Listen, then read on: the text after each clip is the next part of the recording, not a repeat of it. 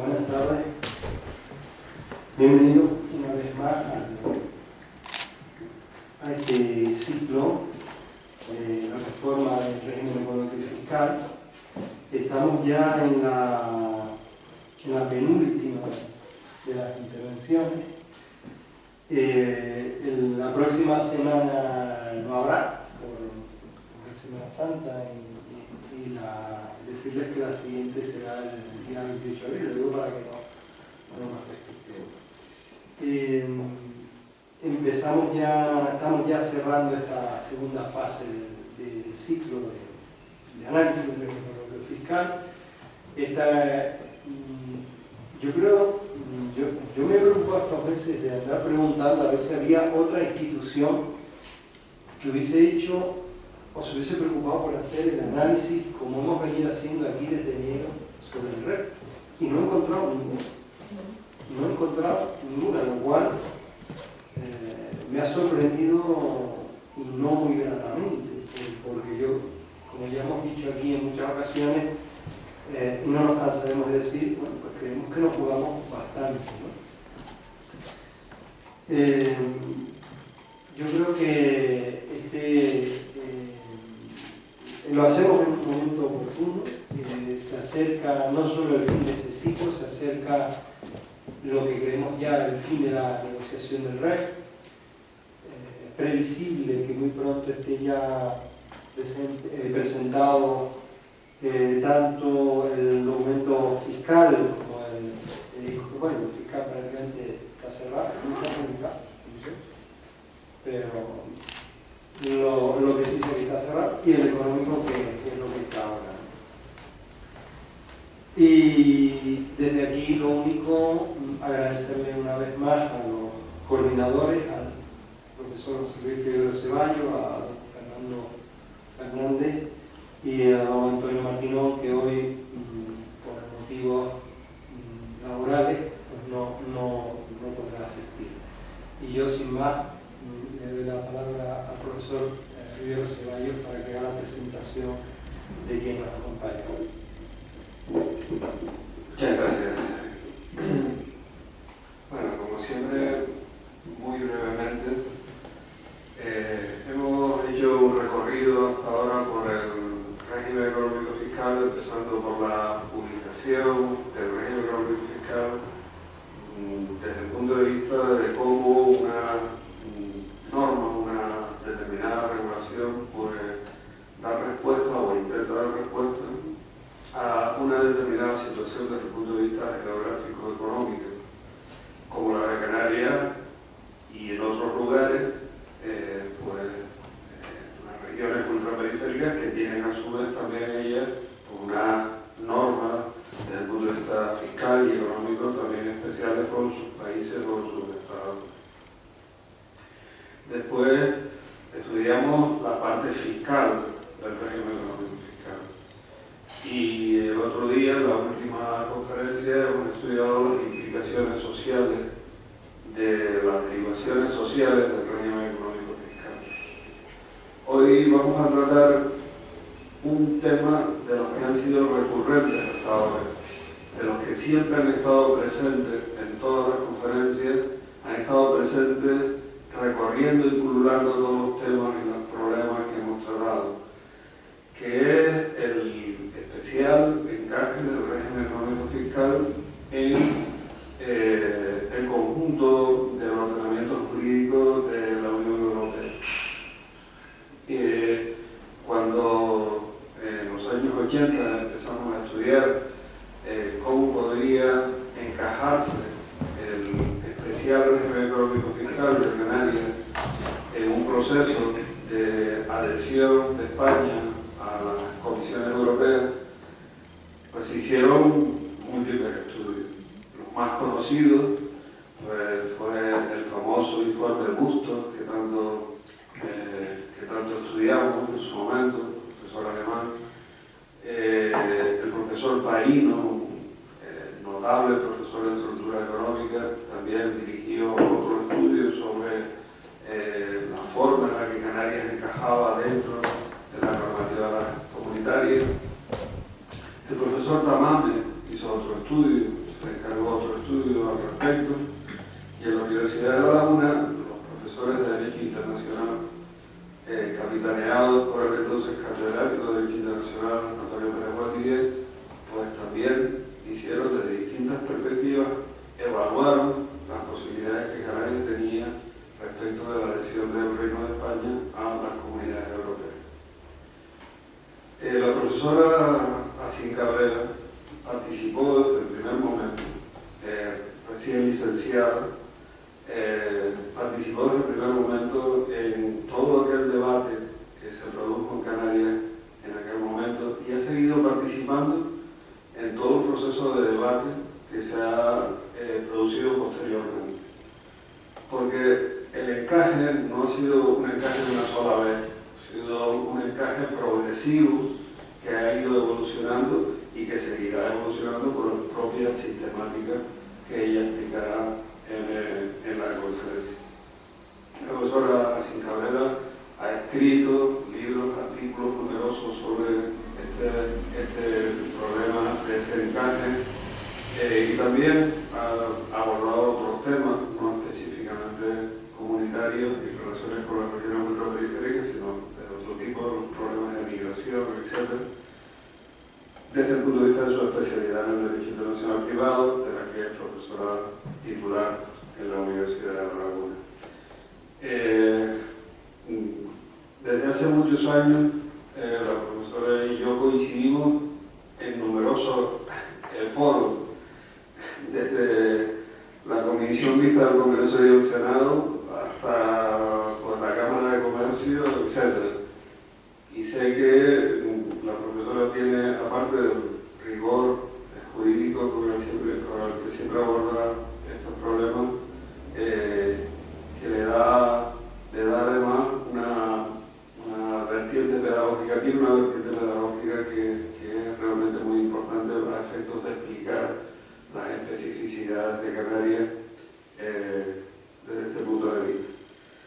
Y estoy seguro, por tanto, que la conferencia resultará de mayor interés. Así que muchas gracias a la profesora por volver a atender la llamada de este incordio que siempre la llamo para que hable de lo mismo. Le doy las gracias una vez más y le cedo la palabra.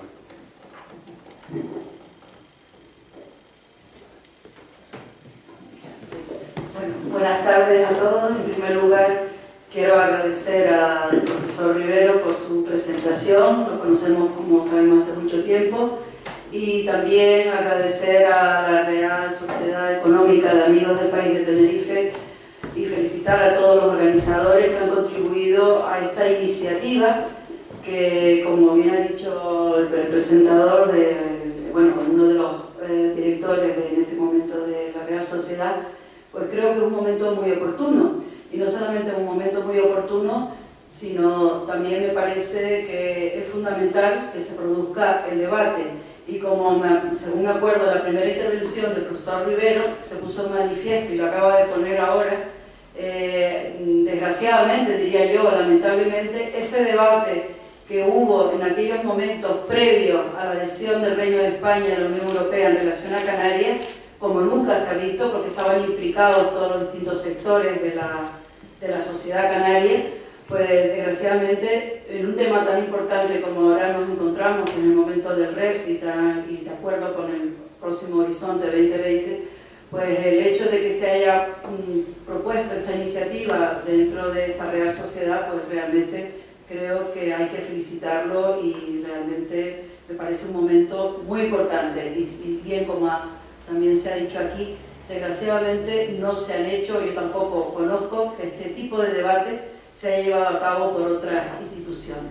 Entonces, dicho esto, en mi intervención me he pensado mucho cómo organizarlo y en este sentido, pues el título, pues el REF, una singularidad del acervo ultraperiférico de Canarias, pues me he situado voy a situarme en distintos momentos, en los distintos momentos de la integración de Canarias por distintas fases o etapas y cuál ha sido la incidencia en el REF, en el régimen económico y fiscal.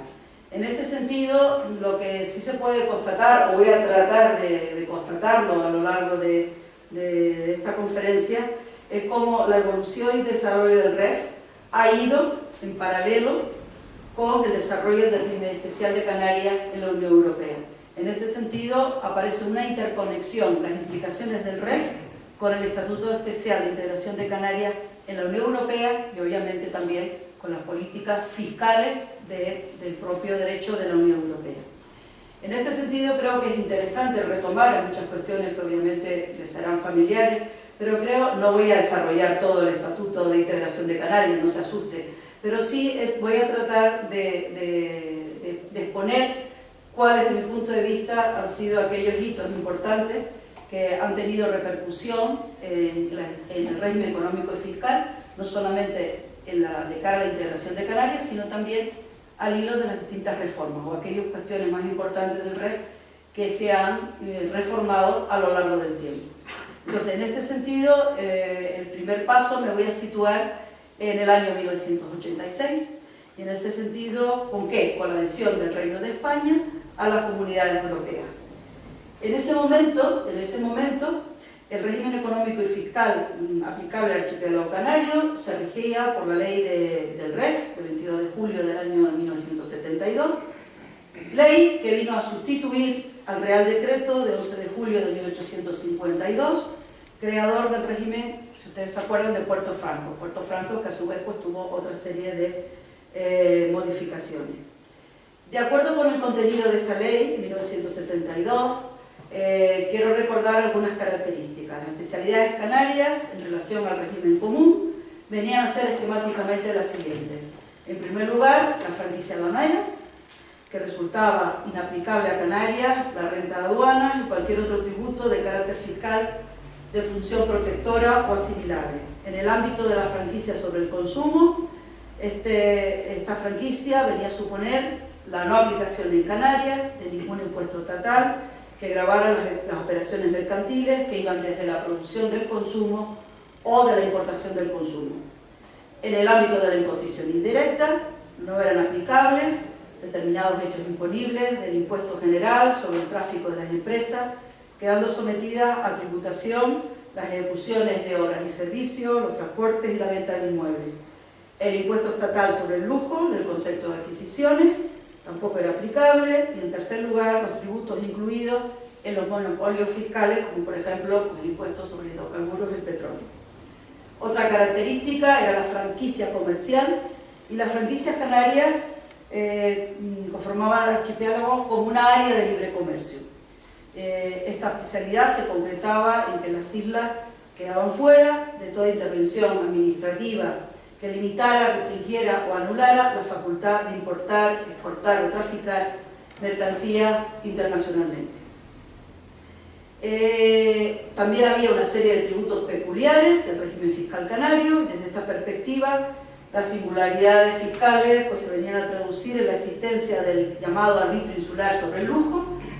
En segundo lugar, en la existencia del arbitrio insular a la entrada de mercancías, en sus dos modalidades de tarifa general y tarifa especial, que constituía un auténtico impuesto con fines no fiscales.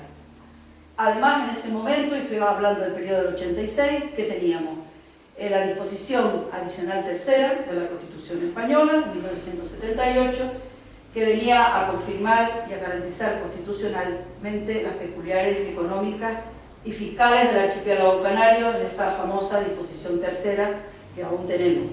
Y venía a decir así: la modificación del régimen económico y fiscal del archipiélago canario requerirá informe previo de la Comunidad Autónoma de Canarias o, en su caso, del órgano provisional autonómico, decía entonces.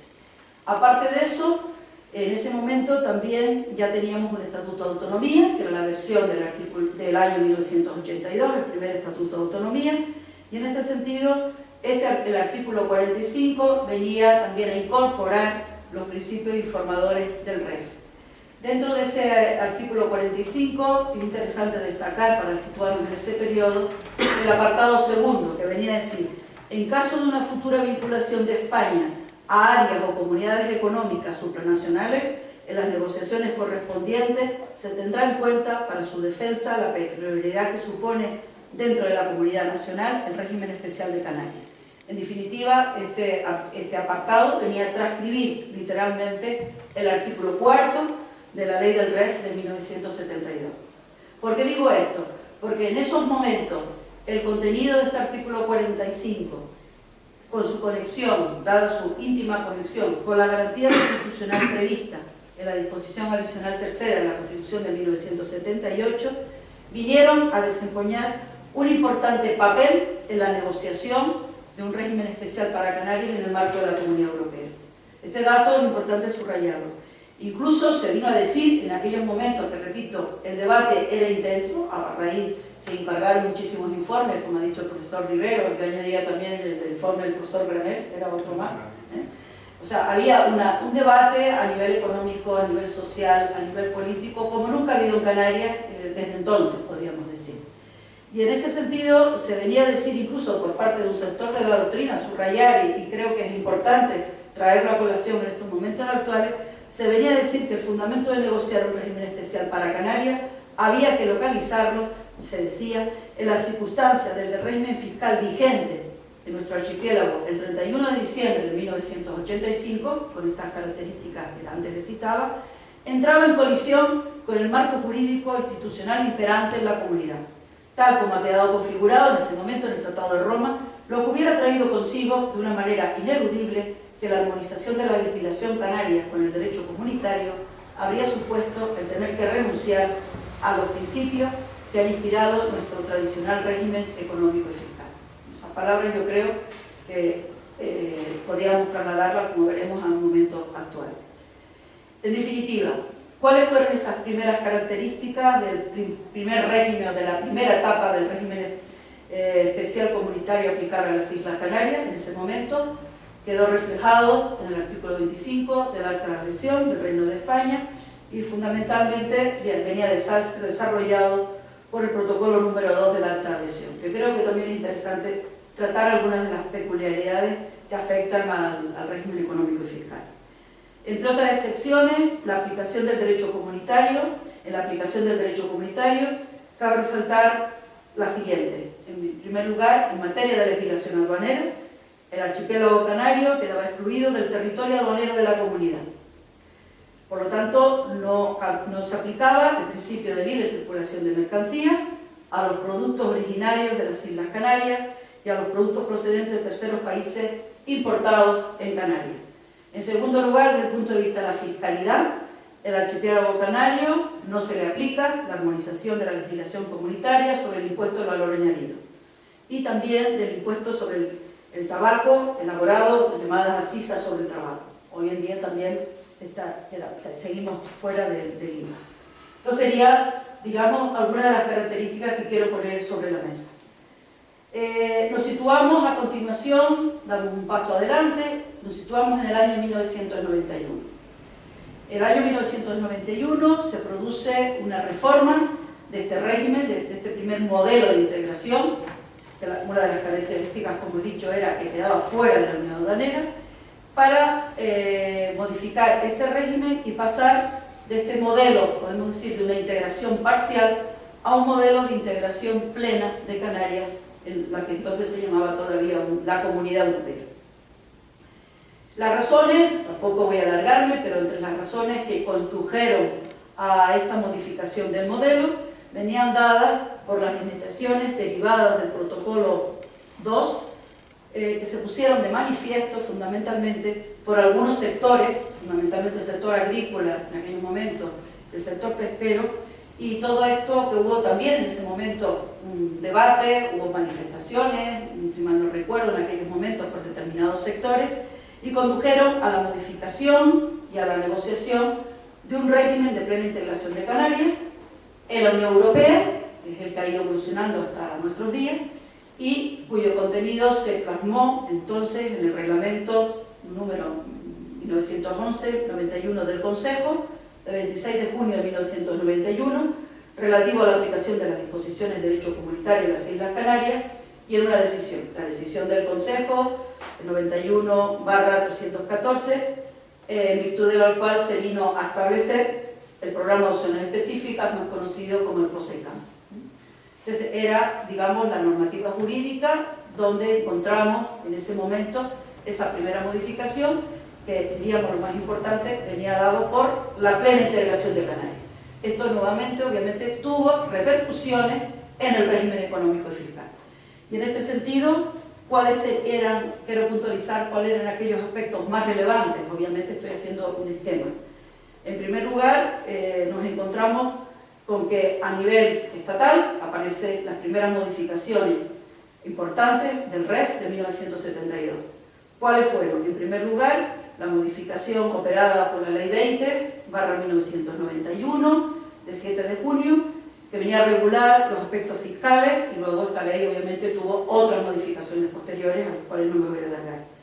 Dentro de estas modificaciones, ¿qué aspectos fiscales me interesa resaltar? En primer lugar, el Impuesto General Indirecto Canario, el IGIC, que con ese impuesto lo que se pretendía era compatibilizar las especialidades fiscales del archipiélago canario con las exigencias tributarias derivadas de la integración, de ese modelo de integración pleno en la Unión Europea. Y en segundo lugar, el arbitrio sobre la producción y las importaciones, más conocido con la expresión API, en el ámbito canario APIC, como medida transitoria. Por otro lado, también tiene en ese momento, en ese periodo del año 1991, esos años, tiene lugar también la otra reforma del régimen económico fiscal. Esta ocurrió en el año 1994 a través de la Ley 19/1994 del 6 de julio, que venía a regular los aspectos económicos. Esta ley luego tuvo otra serie de modificaciones posteriores. De esta ley me interesa destacar también dos cuestiones. En primer lugar, se introduce la Reserva para Inversiones Canarias, el artículo 27, concretamente como imposición indirecta, el RIC, que ustedes han tenido la oportunidad de conocer de primera mano en esta jornada.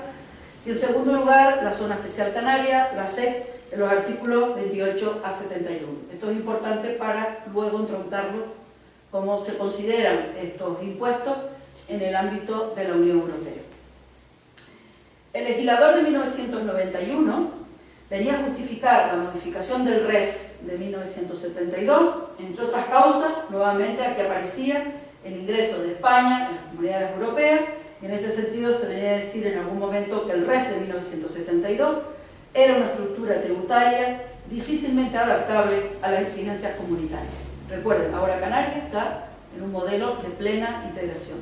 Por consiguiente, una de las principales razones que impulsó la reforma de los aspectos fiscales fue justamente la adecuación de las especialidades de Canarias a esas exigencias comunitarias europeas. Hemos de tener en cuenta en este sentido que la Comisión Europea ha tenido en cuenta las especialidades fiscales de Canarias, además de otros territorios rurales, validando las distintas medidas de fiscalidad indirecta, partiendo de que estas medidas son necesarias para permitir el desarrollo económico y social de este territorio, concretamente de la Comunidad Autónoma de Canarias. Las especialidades en el ámbito de la fiscalidad indirecta de Canarias, ¿cómo se han concretado? Pues en primer lugar, la no aplicación del IVA, aplicando en su lugar un impuesto indirecto específico, como todos sabemos que es el IGI.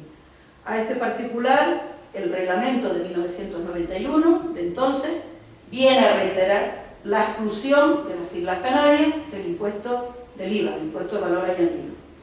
En segundo lugar, no son de aplicación en Canarias determinadas directivas comunitarias sobre los impuestos especiales en materia de hidrocarburos, el alcohol, bebidas alcohólicas, las labores de tabaco, existiendo un impuesto propio sobre los hidrocarburos y tipos impositivos diferenciados para los otros productos. Esta exclusión se reitera también, que ya existía, pero se vuelve a reiterar también en ese reglamento comunitario de 1991, y también se viene a reiterar en otras posteriores directivas comunitarias. En tercer lugar, el reglamento comunitario de ese año autorizó, en primer lugar, hasta el 31 de diciembre del año 2000, el arbitrio sobre la producción y las importaciones, el APIN. Este instrumento tenía como finalidad esencial facilitar la incorporación, como dije antes, en este caso de Canarias, en la Unión Aduanera. Recuerden, antes estaba fuera de la Unión Aduanera, ahora Canarias está incorporada dentro de la Unión Aduanera. De ahí su carácter transitorio. Sin embargo, posteriormente, a través de otro reglamento, se modificó para permitir la aplicación de esta sección hasta el 31 de diciembre del año de 2001. El objetivo de este impuesto, configurado con carácter temporal, se preveía una eliminación progresiva del mismo, era hacer posible la adaptación de la producción local a las exigencias del mercado interior comunitario, mediante un régimen de excepciones, eran totales o parciales, a la producción local, siempre que dichas excepciones, como se dijo en su momento, contribuyeran a promover las actividades canarias. Esto sería en ese momento. Posteriormente, ya nos ubicamos en el momento actual, nos encontramos con Canarias tiene un régimen de integración pleno dentro de la Unión Europea, pero aquí ya nos encontramos la configuración de Canarias como región ultraperiférica. Y en este sentido, en esta última etapa, ¿qué tendríamos? En primer lugar, la reforma operada al tratado del Tratado de la Comunidad Europea, mediante el Tratado de Ámsterdam, el artículo 299.2, y actualmente este artículo, este régimen de integración, donde aparece integrado con otras regiones RUP, actualmente consolidado en el actual artículo 359 de lo que hoy se llama Tratado de Funcionamiento de la Unión Europea. Antes era el Tratado de la Comunidad Europea, hoy se llama ya Tratado de Funcionamiento de la Unión Europea, tras la reforma operada por el Tratado de Lisboa y que entró en vigor el 1 de diciembre del año 2009.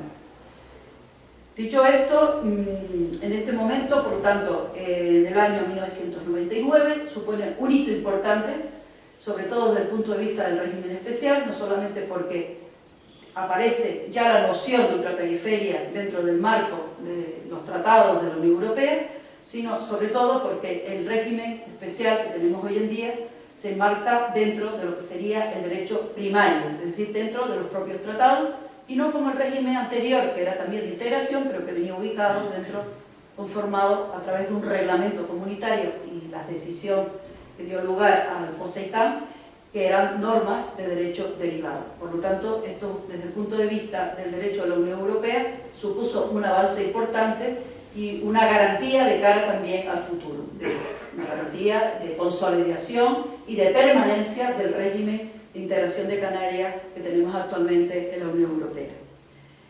En ese momento me interesa destacar, desde el punto de vista financiero, que es la posición a la cual estoy aludiendo, un arbitrio que era, en primer lugar, el arbitrio sobre la importación y la entrega de mercancías en Canarias, llamado AIEM, que se introdujo por el artículo 65 de la Ley 24/2001, de 27 de diciembre, de medidas fiscales administrativas, que vino a modificar parte de las secciones, el libro segundo concretamente, de la Ley 20/1991 del régimen económico fiscal, una de esas modificaciones que tuvieron lugar después del año 91. En este sentido, como acabo de destacar, la entrada en vigor del Tratado de Ámsterdam introdujo importantes modificaciones en relación con el régimen comunitario aplicable a las regiones ultraperiféricas y en particular a Canarias. En este artículo, por primera vez en el artículo 299.2, se debería admitir la posibilidad de que el Consejo, por mayoría cualificada y a propuesta de la Comisión y previa consulta del Parlamento Europeo, pudiera adoptar medidas específicas en dichas regiones, entre las cuales figuraba la aplicación de medidas particulares en el ámbito fiscal. Con la finalidad, y esto ya es importante subrayarlo porque está dentro del contexto de la ultraperiferia, con la finalidad de tener en cuenta las limitaciones a que se ven sometidas determinadas regiones por su situación ultraperiférica. Para aquellas personas que no estén familiarizadas con el tratado, en este tratado se venía a decir toda una serie de características que son comunes a las regiones ultraperiféricas, y entre ellas el gran alejamiento, reducida superficie, insularidad, etcétera, etcétera. En este sentido, poniéndolo en relación con este artículo 299.2, me interesa destacar, ha habido muchas comunicaciones por parte de la Comisión, etcétera, pero a mí me interesa destacar una de ellas. Y concretamente es el informe de la Comisión de 14 de marzo del año 2000, referente a las medidas destinadas a aplicar el apartado 2 del artículo 299 en las regiones ultraperiféricas de la Unión Europea. En este informe se previó la posibilidad de crear un impuesto neutro que tuviera en cuenta la necesidad de lograr un determinado nivel de desarrollo de la producción de los bienes en Canarias. En base a este informe y a ese impuesto que, repito, aparece en esa modificación del régimen económico fiscal, las autoridades españolas vinieron a notificar el 25 de julio de 2000 a la Comisión Europea una propuesta oficial del establecimiento del impuesto neutro. ¿Cuál era ese impuesto neutro? El arbitrio sobre la importación y entregas de mercancías en Canarias, llamado AIEM. Concretamente, el 20 de junio del año 2002, o con aplicación retroactiva del 1 de enero del año 2002, el Consejo, mejor dicho, autorizó la adopción en Canarias de esta figura impositiva a través de una decisión comunitaria. Decisión del Consejo del año 2002, de 20 de junio, relativa al régimen del impuesto de la IEM. Y en este sentido podemos decir que fue una de las primeras medidas específicas en el ámbito de la política fiscal que tuvieron su base jurídica por primera vez en el artículo 299.2 del Tratado de la Comunidad Europea. La duración de este impuesto, fijada por el Consejo, era de 10 años hasta el 31 de diciembre del año 2011. Sin embargo, a finales del año 2011, el Consejo adoptó, ya sobre la base del actual artículo 349 del Tratado de Funcionamiento de la Unión Europea, el régimen que tenemos en la actualidad, una nueva decisión del año 2011, por la cual se venía a modificar la decisión anterior respecto a su periodo de aplicación, el cual se extendió hasta el 31 de diciembre del año 2013. Esto es referente a la IEM. Por otro lado, otro aspecto fundamental al cual quiero hacer referencia, y es importante, entroncando con el momento actual, es las ayudas de Estado de carácter fiscal y el REF, un tema de muy actualidad en estos momentos. En este sentido, lo primero que tengo que decir en relación a las ayudas de Estado, que con carácter general, el Tratado de Funcionamiento de la Unión Europea parte de una posición contraria a la concesión de ayudas estatales, si bien se prevé la posibilidad de admitirlas con carácter excepcional cuando concurran determinadas circunstancias. Concretamente, así, por ejemplo, en relación a esto, el artículo 107.1 del Tratado de Funcionamiento de la Unión Europea, donde encontramos la regulación actual de las ayudas estatales, viene a declarar con carácter general que serán incompatibles con el mercado interior y, por tanto, en principio estarán prohibidas las ayudas otorgadas por los Estados miembros o con fondos estatales bajo cualquier forma, siempre que concurran una serie de requisitos que puedan afectar a los intercambios comerciales entre Estados miembros, que falseen o amenacen con falsear la competencia y siempre que favorezcan a determinadas empresas o producciones. Como excepción a este principio general, los apartados 2 y 3 de este artículo especifican ciertos casos en los que pueden declararse compatibles estas ayudas con el mercado interior. Y aquí, nuevamente, nos trasladamos a las regiones ultraperiféricas y concretamente en Canarias. Uno de estos casos, ¿cuál es? Y esto se logró y se viene a establecer expresamente en el Tratado de Funcionamiento de la Unión Europea. El supuesto del artículo 107, apartado 3, letra A del tratado que acabo de mencionar. La autorización, en este artículo que aparece, pues se prevé la autorización, la posibilidad de concesión de ayudas de Estado a las regiones ultraperiféricas, independientemente de su nivel de renta. Y esto aparece precisamente en esa letra A del apartado 3 del artículo 107 del Tratado de Funcionamiento de la Unión Europea, lo cual, desde el punto de vista actual, supone una garantía de continuidad para el régimen económico y fiscal de Canarias y, en particular, para las medidas de fiscalidad directa, al configurarlo, como veremos a continuación, que lo voy a explicar, como ayudas de Estado. Sobre esta cuestión también es importante destacar que el Tribunal de Justicia de la Comunidad Europea, hoy se llama Tribunal de Justicia de la Unión Europea, ha venido a sentar una línea jurisprudencial muy importante al delimitar en qué caso y en qué supuesto una medida fiscal puede ser calificada territorialmente no selectiva y por tanto no ser constitutiva de ayuda de Estado. Para ello ha de tratarse de una decisión adoptada por una entidad que goce de autonomía con respecto al gobierno central del Estado miembro. Además, esta autonomía ha de ser entendida en una triple vertiente: autonomía institucional, autonomía procedimental y autonomía económica. Concretamente nos referimos a dos sentencias. En primer lugar, la sentencia del Tribunal de Justicia del 6 de septiembre del año 2006 sobre el régimen fiscal de las Islas Azores, y luego posteriormente hay una sentencia de 11 de septiembre de 2008 que se pronunció referente al régimen fiscal del País Vasco. Estas sentencias vinieron a abrir, repito, una línea nueva que es muy interesante, por eso la resalto. La sentencia de Azores, el Tribunal de Justicia Europeo, vino a determinar las condiciones que debe reunir una medida fiscal para no ser considerada territorialmente selectiva. En este sentido, por el hecho de que una medida fiscal se aplique concretamente en un territorio determinado, solo eso no es suficiente para considerar que es territorialmente selectiva, que era en el caso de Azores. Puede que se aplique, por ejemplo, en un determinado territorio, pero aparte de eso tendremos que ver si esa medida tiene a su vez autonomía institucional, autonomía procedimental y autonomía económica. Si reúne esas tres características, aunque una medida fiscal se aplique, por ejemplo, en una isla o en una región determinada, esa medida no es una ayuda de Estado y sería, por lo tanto, tendría la consideración de régimen fiscal autónomo. Eso en ese momento, en esa sentencia, no se le reconoció a Azores porque lo consideraron, ayuda de Estado. En ese momento, ayuda de Estado. Pero sí se le fue reconocido en esa sentencia que antes aludí al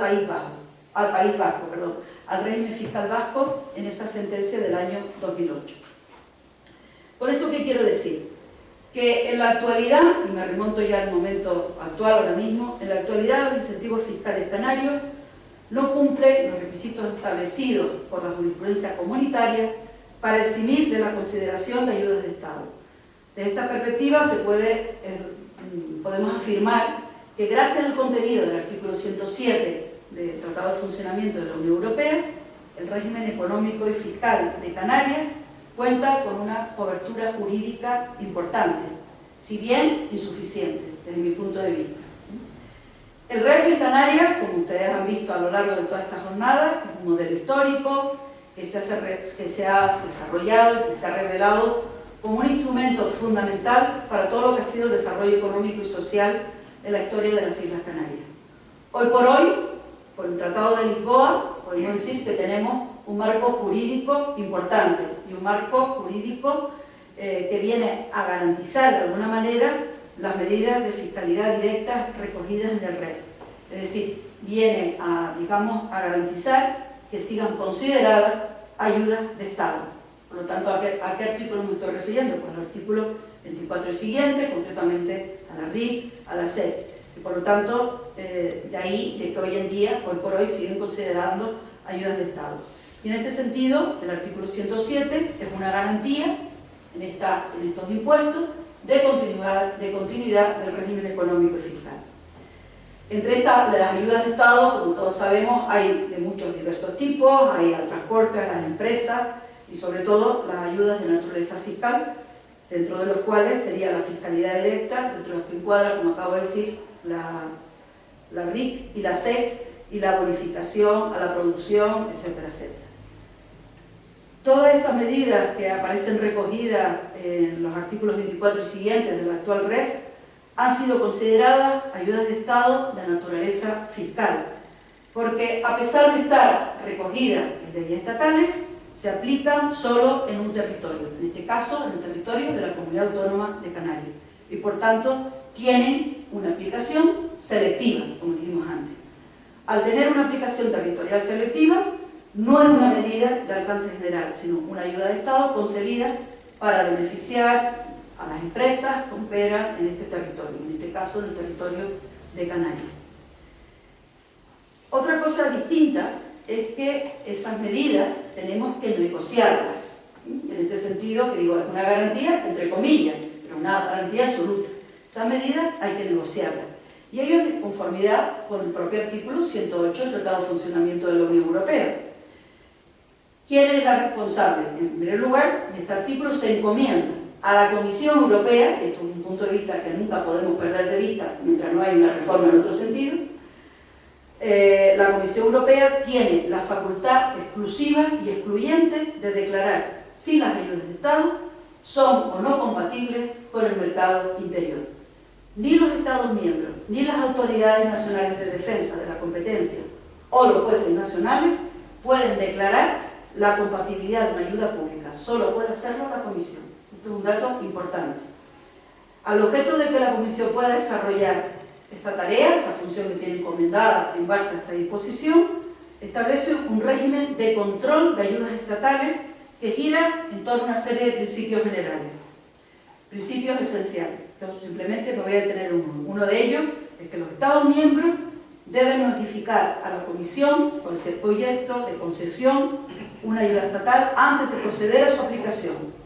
Una vez notificadas estas ayudas por el Estado miembro, en este caso sería el caso de España, la Comisión debe analizar si las medidas en cuestión pueden acogerse a la sección establecida en el tercer apartado del artículo 107 del Tratado de Funcionamiento de la Unión Europea, o por el contrario, deben considerarse incompatibles con el mercado interior.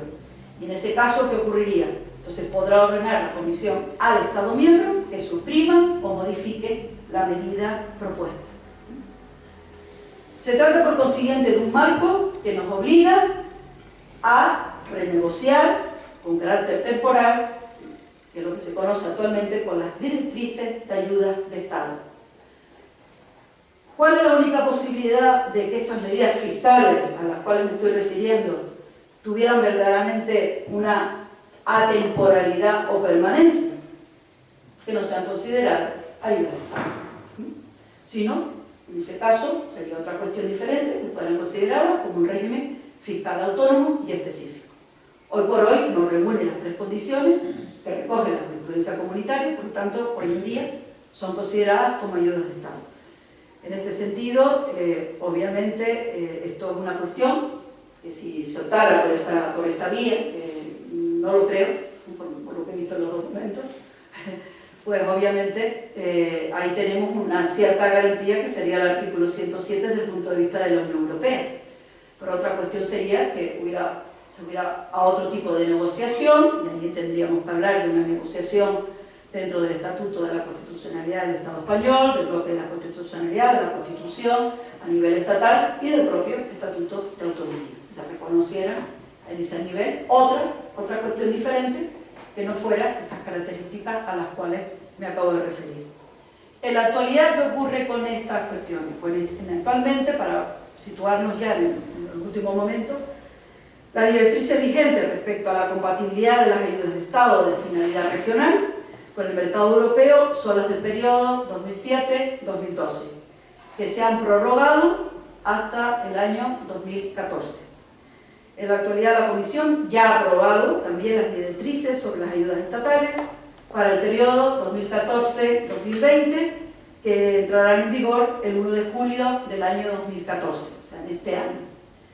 En la actualidad, mediante una decisión del 22 de octubre del año 2013, la Comisión aprobó la ampliación de la aplicación del mapa de ayudas regionales correspondiente a España durante ese periodo, 2007-2013, hasta la conclusión del primer semestre de 2014. Requisito necesario para proceder a solicitar la autorización de la prórroga de los citados regímenes relativos a las Islas Canarias, en el momento en que España tendrá que notificar a la Comisión esa prórroga, si se quiere, que Canarias pues siga beneficiándose de esas ayudas. Por lo tanto, con fecha de 27 de noviembre del año 2013, mediante notificación electrónica, el Reino de España procedió a solicitar la prórroga de los antedichos regímenes de ayuda. En el caso de la IEL, situó la fecha hasta el 30 de junio de 2014, en tanto que para los otros dos regímenes, el del REF y del SEC, hasta el 31 de diciembre del año 2014. Con fecha de 17 de diciembre de 2013, hace pocos meses, la Comisión ha decidido considerar la prórroga durante el año 2014 de los regímenes del régimen económico y fiscal y de la SEC, diciendo que son compatibles estas ayudas estatales con el mercado interior en virtud de ese artículo 107 del Tratado de Funcionamiento de la Unión Europea al cual me refería anteriormente. 2 días más tarde de ello, la Comisión, una vez que el Consejo adoptó la preceptiva decisión, también se venía a pronunciar en términos similares en relación con el EIEM, si bien en este caso la prórroga alcanza hasta el 30 de junio del año 2014. Por lo que se refiere a la SEC, la Comisión también ha ampliado su vigencia hasta el 31 de diciembre del año 2019. Aquí tenemos un plazo mayor. Dicho esto, llegamos al momento actual.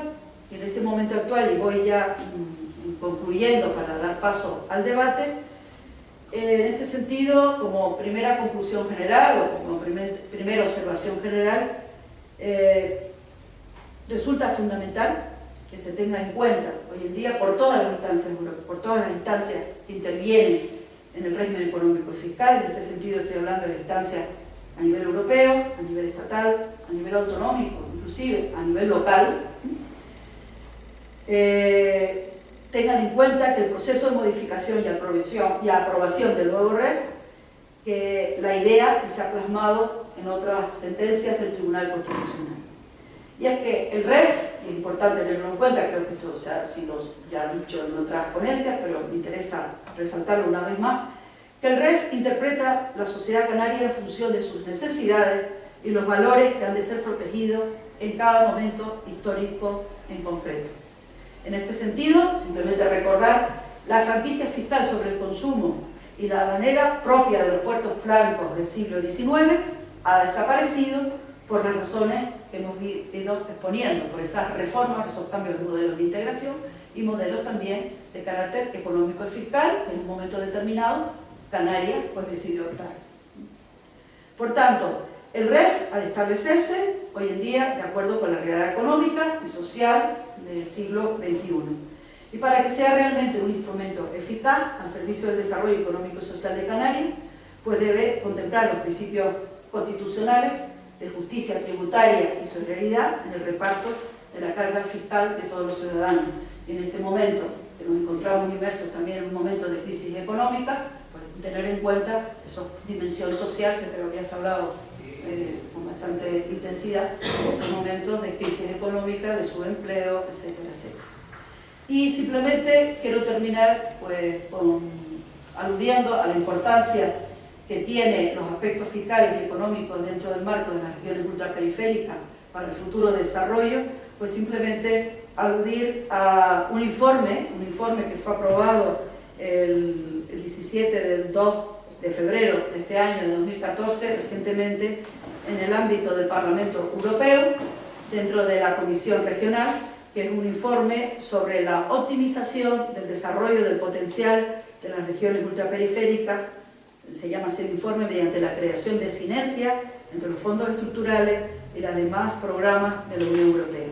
En este informe, en uno de los puntos, se viene a decir textualmente, se viene a la necesidad y la importancia de que las políticas europeas contribuyan a través de instrumentos fiscales y aduaneros específicos al fomento y a la diversificación de la base económica de las economías de las regiones ultraperiféricas y a la creación de empleo. Es decir, es un informe, estamos pendientes de cuál va a ser la reacción de la Comisión, pero es un informe en el cual pues, encontramos, digamos, las pautas actuales de las regiones ultraperiféricas en el horizonte 20.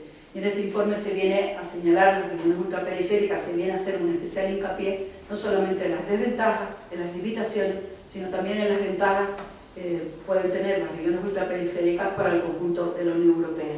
Y en este sentido, y finalizo mi exposición, simplemente decir que el actual marco jurídico, que tenemos en la actualidad, que es el artículo 349 del Tratado de Funcionamiento de la Unión Europea, constituye un fundamento jurídico, desde mi punto de vista, adecuado para la adopción de medidas específicas aplicables a la RUP, dentro de las cuales incluiríamos las medidas fiscales, en materia aduanera, política comercial, etc. Pero también hay que decirlo, tenemos un marco adecuado, pero es verdad que muchas veces en la práctica no se ha utilizado esta disposición no convenientemente apropiada. Es decir, muchas veces se está utilizando este artículo de una manera limitada.